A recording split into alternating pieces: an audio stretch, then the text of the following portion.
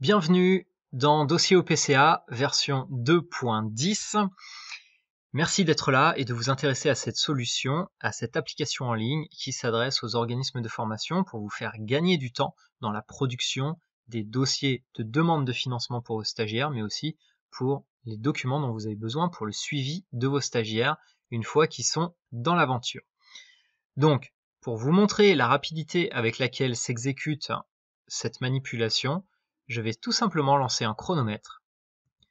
Et c'est parti. Donc, un nouveau stagiaire est arrivé, il m'a envoyé ses informations et je vais donc remplir ces informations.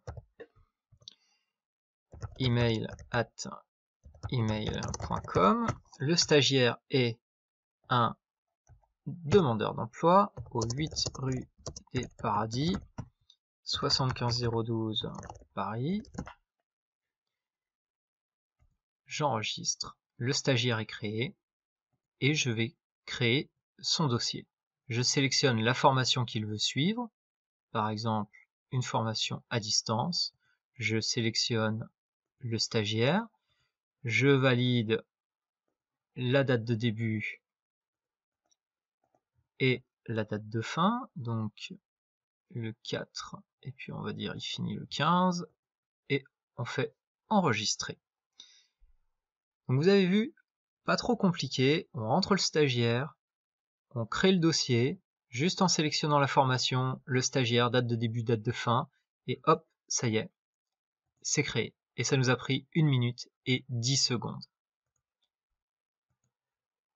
Là, c'est le dernier dossier qui vient d'être créé, il est là. Et qu'est-ce qu'il a créé? Eh bien, il a créé tous les documents dont vous allez avoir besoin pour la demande de financement de votre stagiaire, mais aussi pour le suivi du stagiaire par la suite. Donc, le plan de formation détaillé, le devis et le contrat de formation. Si jamais c'est un professionnel, ce sera une convention. Ces 3 documents-là, ce sont les documents de base dont va avoir besoin votre stagiaire. En cliquant sur Envoi client, vous allez lui envoyer ces 3 documents-là par mail directement, en un seul clic. Et en même temps, vous allez envoyer le contrat de sous-traitance au formateur. Il est là. Et tous les documents, tous les autres, vous allez les recevoir dans votre boîte mail, puisque vous êtes l'organisme de formation. Donc vous aurez l'intégralité des documents dans votre boîte mail. Alors peut-être que vous vous demandez comment se passe le reste de la saisie. Parce que pour faire un dossier pour un stagiaire en 1 minute 10, eh bien, il faut avant tout avoir fait un petit travail préliminaire qui est de créer au moins un formateur. Donc, est-ce que c'est le dirigeant, le formateur, un salarié ou un sous-traitant? Pourquoi? Parce que si c'est le dirigeant, eh bien, on pré-remplit automatiquement tous les champs avec les informations de votre organisme de formation. Si c'est un salarié, eh bien, ce sera seulement une partie qui concerne directement la société. Et si c'est un sous-traitant, eh bien là, tout reste à faire.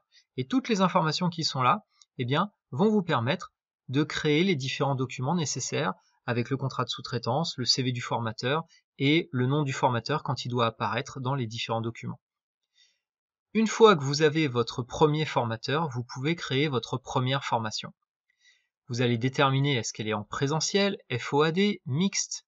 Donc toutes les informations à rentrer pour votre formation sont là, le titre, l'abréviation c'est pour vous en interne, la durée en heures, en jours ouvrés, format code si vous en avez un avec Pôle emploi, le numéro Cariforef, c'est pareil si vous utilisez, si c'est payé en une ou plusieurs fois, le prix en toutes lettres, si c'est payé en plusieurs fois, eh bien combien de fois et quelles sont les mensualités, puisque ça va créer non pas une, mais plusieurs factures, une par mois. Ensuite, le public concerné, les objectifs. Vous devrez obligatoirement sélectionner un formateur. C'est pour ça que le formateur est nécessaire avant de commencer à créer votre formation. Le délai de réponse, le lien vers la fiche de présentation ou la plateforme de formation de votre formation, les exercices et les évaluations avec leur durée en minutes. Et à droite, vous avez le plan de formation. Donc là, vous allez créer tous vos modules avec leur durée, leur objectif et les différents chapitres. Et vous allez créer autant de modules que vous le souhaitez. Donc ça, c'est le travail préliminaire avant de pouvoir utiliser avec rapidité le reste de l'application.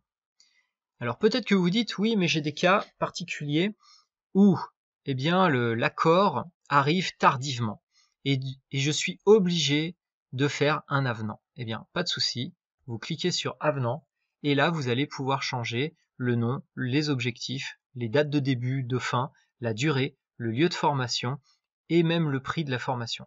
Donc, ça va vous générer un avenant automatiquement et surtout, ça va aussi générer 2 nouveaux documents. C'est-à-dire que tous les documents qui n'ont pas encore été envoyés aux stagiaires, eh bien, ils vont être corrigés. L'attestation de fin de stage, l'attestation d'assiduité, la fiche d'évaluation, les factures, tous ces documents-là, ils vont être transformés pour être mis au goût du jour, histoire qu'il n'y ait pas d'incohérence avec ce que vous avez fait parvenir à votre OPCO. Nous avons doté aussi Dossier au PCA d'un module d'assiduité, ce qui vous permet de générer une attestation d'assiduité plus précise. C'est-à-dire que vous allez sélectionner votre formation.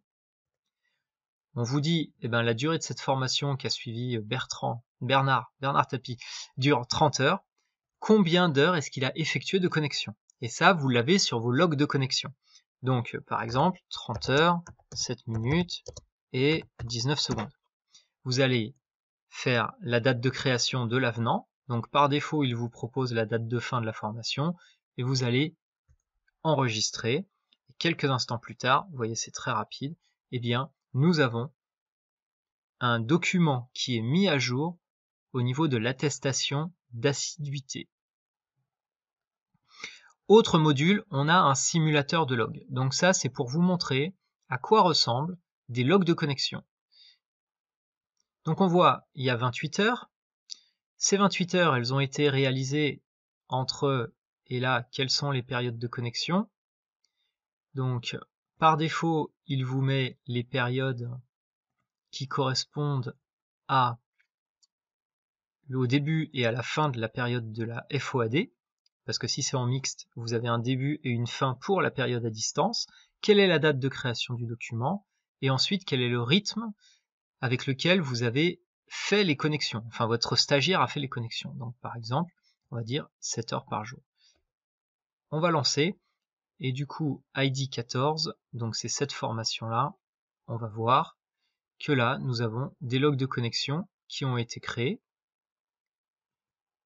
On va ouvrir, et nous avons les logs de connexion pour la personne. Donc en fonction de notre programme de formation, en fonction de la durée de chaque module, et les heures du module sont réparties entre tous les chapitres du module, avec un lambda de plus ou moins 5 à 10%.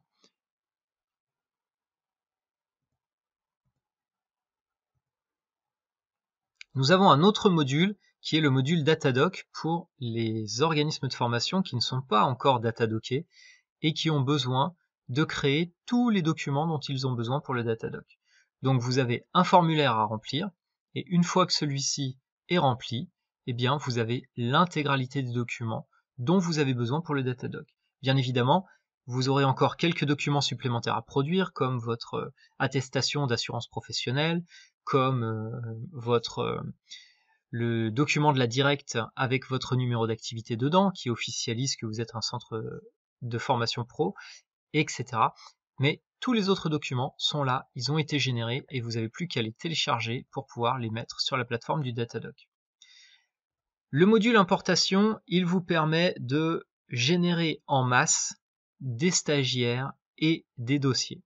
En général, c'est une fonction qui est utilisée exclusivement pour rattraper toute une période d'activité qui est passée. Donc par exemple, je commence avec dossier au PCA. Pendant toute l'année dernière, j'aimerais avoir des documents qui sont propres. Eh bien, je vais remplir le fichier Excel, donc c'est un CSV. Vous allez pouvoir utiliser n'importe quel tableur pour l'utiliser. Chaque ligne correspond à un dossier. Vous mettez les informations concernant le stagiaire, vous mettez l'identifiant de la formation que l'on trouve dans la liste des formations. Vous voyez, c'est l'identifiant de la formation, donc 1, 2, 3, etc. Vous mettez ensuite la date de début, la date de fin, et ça va vous générer en une seule fois, donc quand vous allez importer le document, toutes les fiches des stagiaires, tous les dossiers et ça va vous envoyer par mail l'intégralité de tous les dossiers de tous les stagiaires. Donc ça, c'est très précieux si vous voulez mettre à jour toute une activité qui est passée déjà.